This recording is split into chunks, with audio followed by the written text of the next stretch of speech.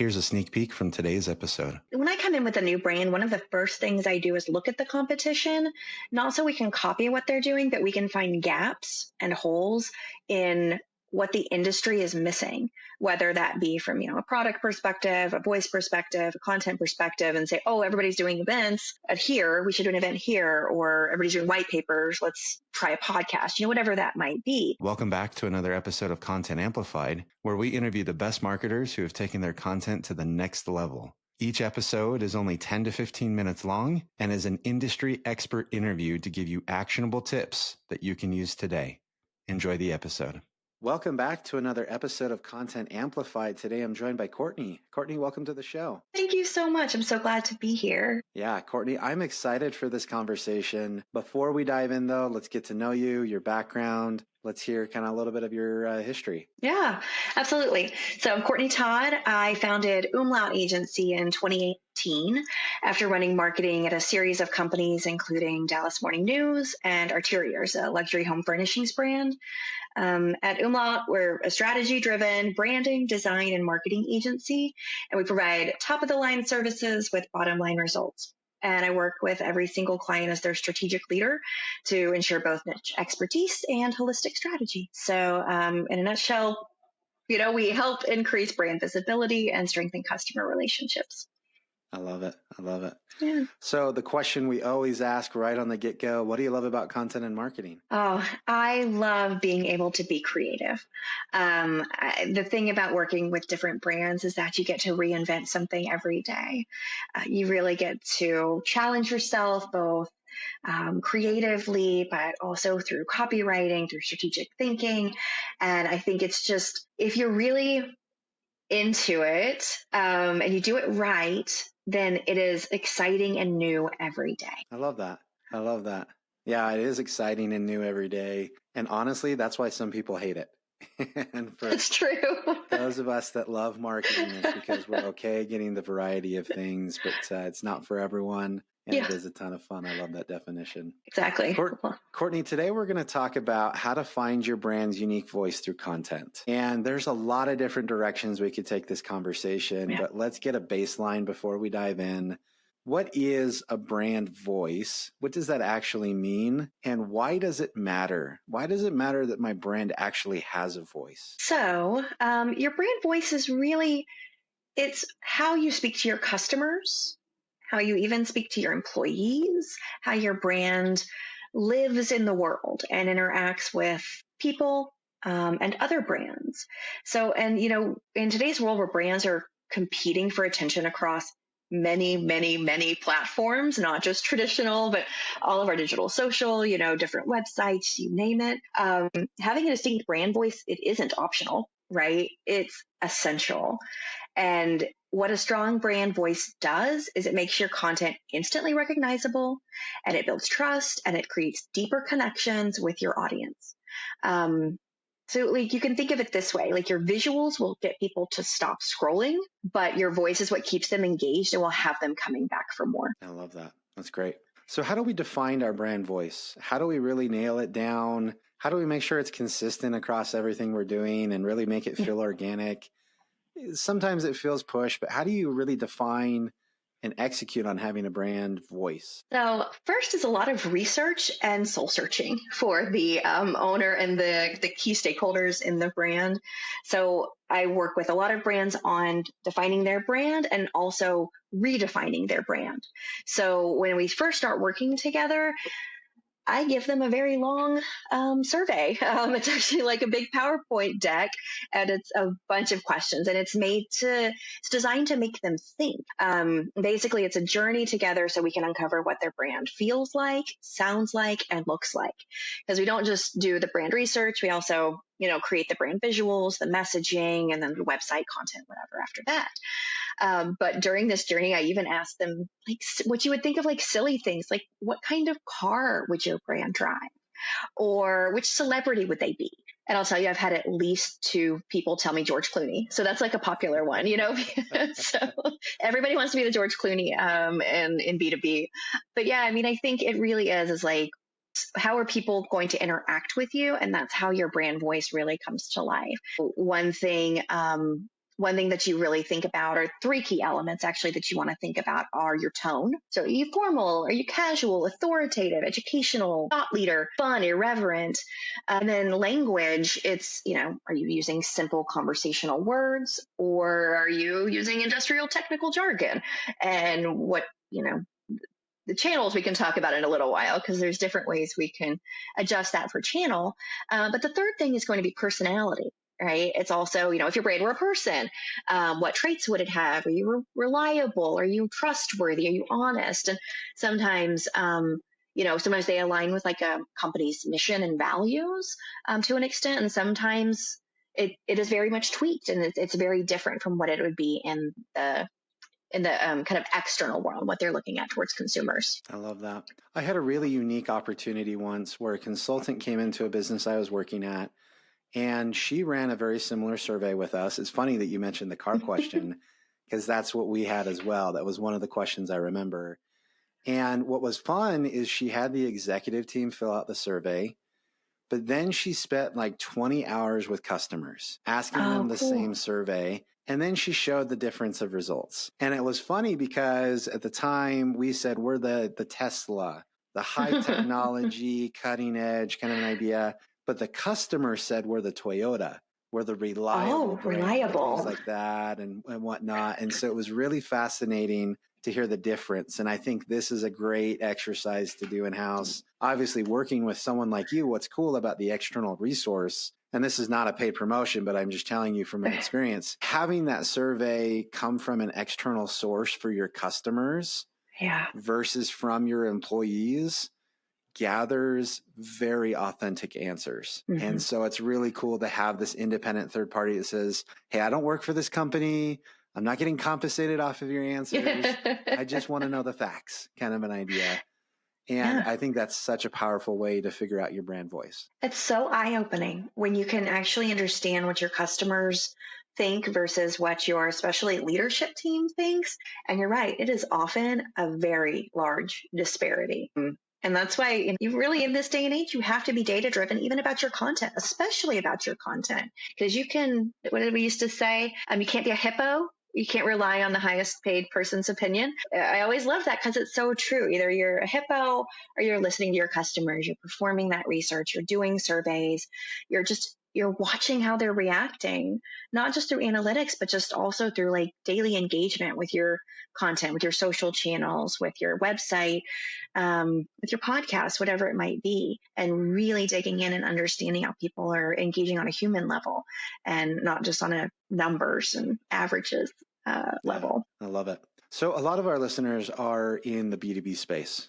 Yeah. And with artificial intelligence and the markets and everything like that, no one, for the most part, there's some exceptions, but no one is truly in a category of their own. There is competition for literally everything. And so one of the ways that businesses can stand out is having a unique brand voice. Mm-hmm. How do you build the uniqueness into your voice in an authentic way? That's not, let me just be over the top or try to mimic something, but in a way that rings true, but yet at the same time provides some differentiation from some of the competition? It's a really good question. When I come in with a new brand, one of the first things I do is look at the competition, not so we can copy what they're doing, but we can find gaps and holes in what the industry is missing, whether that be from, a product perspective, a voice perspective, a content perspective, and say, oh, everybody's doing events at here, we should do an event here, or everybody's doing white papers, let's try a podcast, whatever that might be. And so that's always a good place to start, just for your knowledge, right? It's not going to make those decisions for you. But in terms of format, you can find out a lot of things. And in terms of voice, you're like, hey, everybody's blue. Or color, you're like branding. Everybody's blue. Well, let's do green. So just understanding the marketplace, understanding what people are really responding to. And then I think the next step of that is just being true to your brand and not trying to be something you're not. So laying a foundation that, you're being authentic because a consumer will sniff out inauthenticity a mile away. right? Consumers know it, they feel it, we know it as consumers. Like the minute it feels fake, we're going to run, because that is one of the B2B, B2C, it doesn't matter, because that is kind of a cornerstone of what we're living through now with so much inundation of products and knowledge and information, that we just want those connections. So I think that next step is, yes, you're unique, yes, you know what gaps to fill, but also like, how can you relay information to your potential customers that they need, so you're filling their gaps too. So I think it really is, it's just about listening to the market, listening to the audiences, and listening to yourself, and finding that cornerstone of all three together to really create something that's new and unique, authentic, however you want to put it. But it really becomes who your brand is.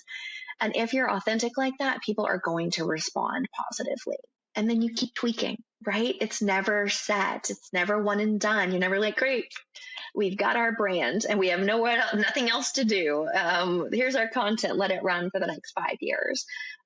It takes daily work, daily experimentation. Absolutely. And I love that formula. That makes perfect sense. So shifting gears a little bit. Yeah. I'm a business and we've got a brand voice. It's unique. It's authentic. It's us. Like we really understand it.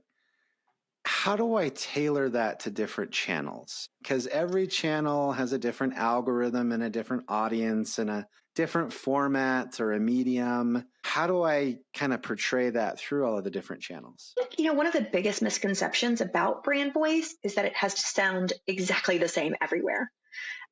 Consistency is not the same as rote, right? Where it's the same on every single channel, and you are literally putting the same thing on LinkedIn that you would put on Instagram, and the posts aren't changing, but the hashtags are. That's not how you do good content, right? It should be consistent, but it also needs to be adaptable. So it's all based on the platform and the audience expectations, and we're all conditioned to know and react to different content in different formats. So like your website and blogs, right? You own this. This is a great place for long form content. It's structural, it's informative, but you can still keep your personality. You can showcase that personality in a lot of different ways, in a lot of different formats. But here, especially for B2B brands, B2C, but it's really for educating, building authority and trust. And you want to make the experience, of course, easy for the reader to take in and then convert, right? It's always what we want them to do, is to convert. Yeah. Social media, right? We're all trying to figure out the best things to say and do and be on social media. But, overall, it's where you can be more playful, more human as a brand, especially B2B. You can really push that authenticity. You can engage at a personal level. You can partner with other brands, which is fantastic because you get to, the brand gets to feel like a person, if you will, because there's a lot of that. There can be more playfulness. Might be super polished on the website, but could have, more fun, trend driven, lean into some of those really fun things that are happening on social. A couple more emails, right? Your tone in a newsletter might be more casual and trendy than in a sales email. HTML versus just regular, there's lots of different ways that you can utilize your brand voice. Ads versus organic. Ads are very call to action, wherever you are on the funnel, of course, but it might be more strategic, conversion driven tone, and organic is going to be about storytelling, organic, engagement. And I think storytelling is a big part here too, right? You also are looking at format. Your static ads are going to be different than your video ads. Your long form is going to be different than your short form. I think it's all about just having fun, being adaptable, and understanding that it doesn't have to be the same everywhere, but you want to maintain that foundation of who you are and always come back to those pillars of your brand. And I think it's a perfect mirror of what real life conversations look like. I like how you talked about different tone and brand. The conversations I'm having at church are different than the conversations I'm having on a podcast or at a sporting event or who knows where. That it's natural, it is authentic, because that's just how life works. And a brand voice can do the same thing. I love that. Exactly. One final question, Courtney, because we're running out of time. It goes by so quick. It does. You have seen this so many times in your whole career, especially with what you're doing now and working with so many different businesses, what are some of these like common pitfalls, mistakes that people should and can avoid? Yeah. Number one is not listening to your audience, right? So tone deaf is the end of a brand these days. You have to engage, you have to respond, you have to adjust. I think the next one is trying to copy competitors. If you do your competitor research and you're like, great, that's working for company X, we're just going to do the same thing. No, just don't. I'm just going to put that out there. Next is inconsistency. You can be adaptable, but you cannot be inconsistent. Consumers want to find your brand to be the same on every channel in terms of, hey, I understand what you offer. I understand who you are. I understand what it would be like to work with you or buy one of your products. So companies that do sound one way on social media that is like so completely different on the website, it's too jarring. So you have to at least have, like I said, those brand pillars to really connect all of that content together. And then last, anyone that's too afraid to show personality is a huge loss. I know too many B2B brands that are, kind of scared to even tiptoe into anything but LinkedIn and just don't understand the value of content like podcasts or anything beyond like a white paper, right? And you see it I see it all the time on LinkedIn. Like the companies that are doing really great are the ones that have leaders that are doing really interesting things socially. And often it is that thought leader at the front of their company because people are trusted more than brands. So I think, showing a personality, whether it's a brand personality or a leader's personality to tie it back to the brand, I think it's really important to just do it. Like, it's not, your brand will not collapse because you went out of a little blue box of your B2B tech or whatever it might be. So, I think one of the biggest lessons I've learned is that personality drives connection. And you don't need to appeal to everyone. You just need to resonate deeply with your ideal audience. I love that. Plus, my personal opinion is if you do connect with everyone, you're actually connecting with no one. Exactly. And so your personality has to be off-putting to some people in order for it to be acceptable to others. And it's just kind of the sad reality of how human work, Yeah. It really is. Courtney, we are out of time and this has been amazing. But if anyone wants to reach out and connect with you online, how and where can they find you? Absolutely. You can reach me on my website at umlautagency.com. That's UMLAUT agency.com. Also on LinkedIn, and I'm on Instagram at umlaut agency. So I really look forward to connecting with your listeners. And Benjamin, it's just been a pleasure. I love it. Anyone listening to this episode, all of the materials below in the show notes will link to Courtney's website and her LinkedIn profile so you can find her nice and easy. Courtney, again, thank you. This has been a lot of fun. I appreciate the insights. Yeah, thank you so much for having me.